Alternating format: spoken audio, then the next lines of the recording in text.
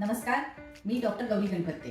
आज आपण hair loss ट्रीटमेंटमध्ये एक्झोझोम्सचा काय उपयोग आहे याबद्दल माहिती जाणून घेऊया.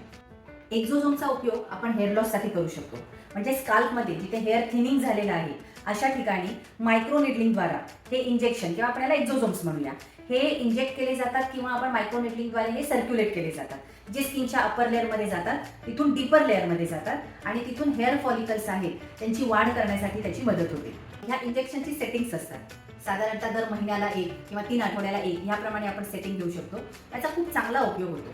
म्हणजे पूर्वी PRP ट्रीटमेंट केली जायची, ज्याच्यामध्ये पेशंटचं ब्लड काढलं जायचं, सेंट्रीफ्यूज केलं जायचं. त्यातले जे चांगले सेल्स आहेत, प्लेटलेट रिच प्लाझ्मा, तो इन्सुलिन सिरिंजमध्ये घेतला जायचा आणि पेशंटला इंजेक्ट केलं जायचं.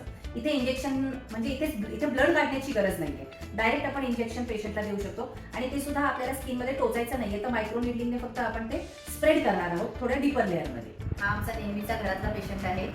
हेअर लॉस आहे, हॉस्टेलाइट आहे, बाहेरचं खाणं पिणं, जागरणं, न्यूट्रिशनल डिफिशियन्सीज हे डॉक्टरच्या मुलांमध्ये सुद्धा असतात जर त्यांनी व्यवस्थित नाही सांभाळलं तर. थोडं जेनेटिक कॉज पण आहे, पण तरी पण आम्ही याला ट्रीटमेंट करतो आहोत आणि त्या ट्रीटमेंटचा रिझल्ट तसा चांगला मिळतोय. हे मला वाटतं दुसरं की तिसरं सेशन असेल आणि एक्झोझोम्सचा याला चांगला उपयोग होतोय. हे कसं करायचं हे आपण जस्ट एक डेमॉन्स्ट्रेशन करूया. पहिल्यांदा मी ही सगळी जागा क्लीन करून घेतेय. तो चेहरा धुवून आलाय तरी पण मी एकदा जागा स्वच्छ क्लीन करून घेतेय.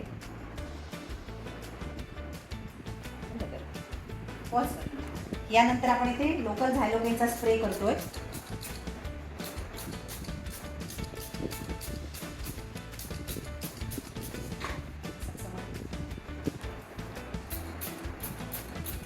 काळं काय झालं रे? नखरेदार पेशंट म्हणून आपण त्याच्यावरती परत झायलोगेन जेली लावतोय चांगलाच इफेक्ट येण्यासाठी.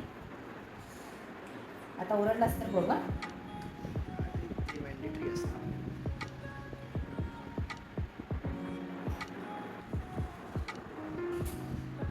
हेअर लॉसमध्ये जर जेनेटिक फॅक्टर असेल तर ह्या ट्रीटमेंटचा रोल तसा लिमिटेड असतो, पण तरीसुद्धा आपण ॲटलिस्ट हेअर लॉस कमी तरी करू शकतो.